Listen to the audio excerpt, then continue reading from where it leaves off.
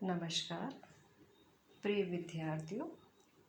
BA प्रथम वर्ष प्रश्न पत्र 2 यूनिट प्रथम से आज हम भारत में जनसंख्या नीति भाग 2 का अध्ययन प्रारंभ करते हैं।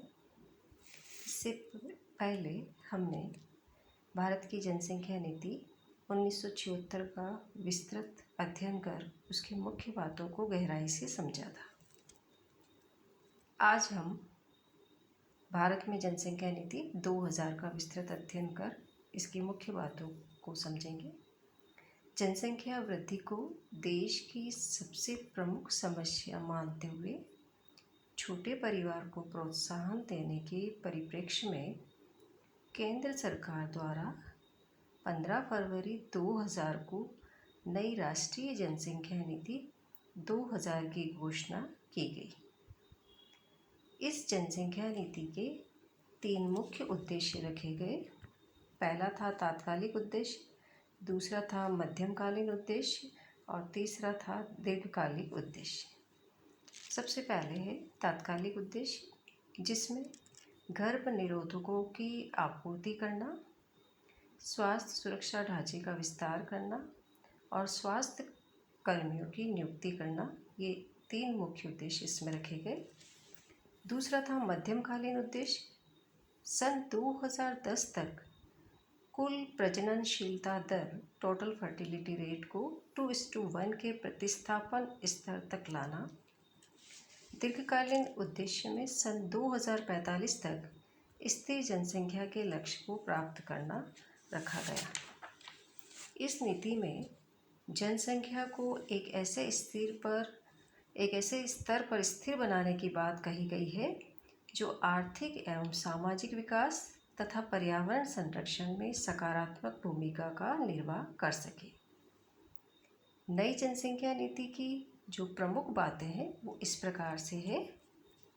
सबसे पहली बात जो इसमें रखी गई मुख्य बात वो थी राज्यों की जनसंख्या नीति में सहभागिता।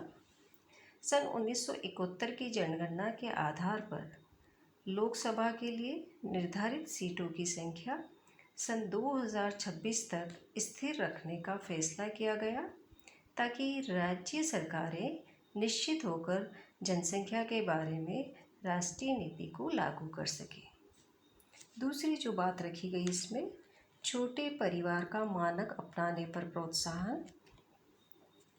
इसमें छोटे परिवार का मानक अपनाने के प्रोत्साहन में कुछ उपाय बताए गए, जिसमें से था बाल विवाह निरोधक अधिनियम को सख्ती से लागू किया जाए, प्रसव पूर्व लिंग परीक्षण तकनीक निरोधक अधिनियम को भी सख्ती से लागू किया जाए, गरीबी रेखा के नीचे जीवन यापन करने वालों को 21 वर्ष की निर्धारित आयु के पश्चात विवाह करने पर पुरस्कार दिया जाएगा।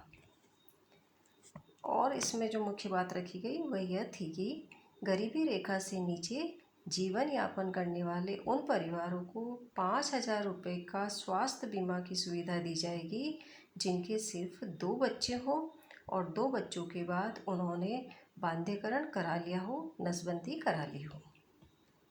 निर्धारित उम्र में विवाह के बाद पहले बच्चे का जन्म माँ की उम्र 21 वर्ष होने तथा 2 बच्चों के बाद बांध्यकरण करा ले तो ऐसे गरीबी रेखा से नीचे जीवन यापन करने वालों को पुरस्कृत किया जाएगा। केंद्र सरकार उन पंचायतों एवं जिला परिषदों को पुरस्कृत करेगी जो अपने क्षेत्र में जनसंख्या नियंत्रण को प्रेरित करेंगे। तीसरी जो मुख्य बात थी वो थी राष्ट्रीय जनसंख्या आयोग का गठन। नई जनसंख्या नीति के क्रियान्वयन पर निगरानी रखने तथा उसकी समीक्षा के लिए प्रधानमंत्री की अध्यक्षता में एक उच्च स्तरीय राष्ट्रीय जनसंख्या आयोग का गठन किया गया, जिसमें केंद्रीय परिवार कल्याण मंत्री एवं कुछ संबंधित केंद्रीय मंत्रियों के अतिरिक्त सभी राज्यों एवं केंद्र शासित क्षेत्रों के मुख्यमंत्री इस आयोग के सदस्य होंगे। इस आयोग में जन स्वास्थ्य विशेषज्ञ, जाने माने जनसंख्या शास्त्रियों तथा गैर सरकारी संगठनों के प्रतिनिधियों को भी सदस्य के रूप में मनोनीत किया जाएगा। चौथी जो बात थी वो थी सर्वोच्च प्राथमिकता। नई राष्ट्रीय जनसंख्या नीति में परिवार कल्याण कार्यक्रमों एवं परिवार नियोजन को सर्वोच्च प्राथमिकता दी गई ताकि जनसंख्या पर प्रभावी नियंत्रण संभव हो सके। नेक्स्ट जो इसकी बात थी या विशेषता है, स्वेच्छा से परिवार नियोजन की मान्यता को इस नीति का आधार बनाया गया। इसमें अनिवार्यता एवं जोर जबरदस्ती के स्थान पर स्वेच्छा से छोटे परिवार के मानक को अपनाने पर प्रलोभन एवं प्रोत्साहन की व्यवस्था की गई। नेक्स्ट जो इसकी बात थी वो है नसबंदी एवं परिवार कल्याण सुविधाओं का विस्तार करने पर जोर दिया गया है। अनुसंधान कार्यों को प्रोत्साहन दिया जाएगा ताकि जनसंख्या नियंत्रण तथा परिवार नियोजन संबंधी शोध कार्यों को गति मिल सके। नेक्स्ट जो इसकी विशेषता थी वो थी प्रचार प्रसार संगठनों को सुदृढ़ किया जाएगा। परिवार नियोजन के संदेश को घर घर पहुंचाने तथा प्रत्येक संतानोत्पत्ति योग्य दंपति को जागरूक बनाने तथा छोटे परिवार के मानक अपनाने की इच्छा प्रबल करने के लिए प्रचार प्रसार तंत्र को मजबूत किया जाएगा। नेक्स्ट था केंद्रीय सहायता में वृद्धि। राज्यों को केंद्रीय सहायता एवं अनुदान का आधार भी 1971 की जनसंख्या अब 2026 तक जारी रहेगा और जो राज्य जनसंख्या नियंत्रण के प्रभावी कदम उठाएंगे उन्हें केंद्रीय सहायता में वृद्धि से प्रोत्साहित किया जाएगा। आधारभूत ढांचे की कमी में सुधार, बुनियादी प्रजनन तथा शिशु स्वास्थ्य सेवाओं आपूर्तियों और आधारभूत ढांचे से संबंधित अपूर्णताओं पर ध्यान देना होगा। 14 वर्ष की आयु तक विद्यालयी शिक्षा को मुफ्त तथा अनिवार्य बनाना, प्रारंभिक तथा माध्यमिक विद्यालय स्तरों पर छात्र तथा छात्राओं दोनों का विद्यालय छोड़ने में 20% तक की कमी लाना। नेक्स्ट विशेषता जो थी शिशु मृत्यु दर को 30 प्रति हजार से नीचे लाना। नेक्स्ट जो बात है मातृत्व मृत्यु दर 1 लाख प्रति जीवित जन्म पर 100 से नीचे लाना। टीकाकरण उपलब्ध करवाना, टीकों द्वारा रोकथाम वाली बीमारियों के विरुद्ध सार्वभौमिक टीकाकरण उपलब्ध कराना इसमें मुख्य बात रखी गई। कन्याओं के विवाह में देरी को प्रोत्साहित करना, जो 18 वर्ष से पहले नहीं तथा 20 वर्ष के बाद करने को तरजीह दी जाए। प्रजनन विनियमन के लिए सूचना, सलाह और सेवाओं की सार्वभौमिक पहुंच तथा गर्भ निरोधकों के व्यापक विकल्पों का पता लगाना इसमें मुख्य बात थी। अन्य बातें जो है उसको अब हम समझ रहे हैं।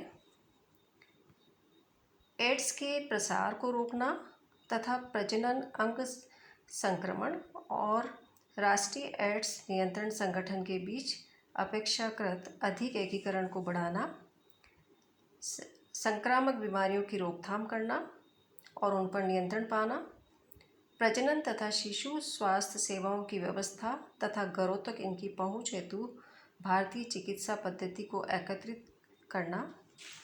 इस प्रकार से सरकार ने परिवार नियोजन कार्यक्रम को परिवार कल्याण के नए दृष्टिकोण से अपनाया है। इसे सर्वोच्च प्राथमिकता देकर गर्भ निरोध के सस्ते एवं सुगम साधनों का व्यापक प्रचार करने की नीति है, जिसमें अनिवार्यता के स्थान पर स्वेच्छा को महत्व दिया गया है। परिवार नियोजन एवं कल्याण कार्यक्रम को गति प्रदान करने में स्वयंसेवी संस्थाओं के सहयोग एवं प्रोत्साहन पर भी बल दिया गया है। भारत सरकार की जनसंख्या नीति की कई लोगों ने आलोचनाएं की है, जिनमें से कुछ इस प्रकार से है। अत्यधिक सैद्धांतिक, पहली आलोचना है अत्यधिक सैद्धांतिक। यद्यपि सरकार की नीति सैद्धांतिक दृष्टि से तो काफ़ी उपयुक्त लगती है, किंतु वर्तमान राजनीतिक एवं सामाजिक परिस्थितियों में इसे लागू करना काफ़ी अव्यावहारिक है। बहुत ऊंचे लक्ष्य, दूसरी आलोचना हुई है इसकी। नई जनसंख्या नीति में 2010 तक कुल प्रजनन दर के 2:1 के प्रतिस्थापन स्तर तक लाना तथा सन 2045 तक जनसंख्या को उपयुक्त स्तर पर स्थिर करने का लक्ष्य बहुत कठिन लगता है। अनिवार्य नस्बंदी की धारणा का त्याग अनुचित। भारत में नस्बंदी 2 संतानों के बाद अनिवार्य रूप से कानूनन बाध्य होनी चाहिए। सरकार की वर्तमान नीति में अनिवार्य नस्बंदी के अधिकार का त्याग करना अनुचित लगता है। नीति का क्रियान्वयन अकुशल। राज्य सरकारें इस नीति के क्रियान्वयन में तेजी नहीं ला सकी, अतः इसकी प्रगति धीमी है। पर्याप्त अनुदान के अभाव में वे इसे लागू करने में विशेष रुचि नहीं लेते हैं। इन आलोचनाओं के बावजूद यह कहा जा सकता है कि अगर नीति को कठोरता, कुशलता एवं सर्वोच्च प्राथमिकता के स्तर पर लागू किया जाए तो जनसंख्या के प्रभावी नियंत्रण एवं नियोजन का मार्ग प्रशस्त होगा और लक्ष्य प्राप्ति आसान होगी। इस प्रकार से हमने भारत की जनसंख्या नीति 1976 और 2000 का गहन अध्ययन किया। धन्यवाद।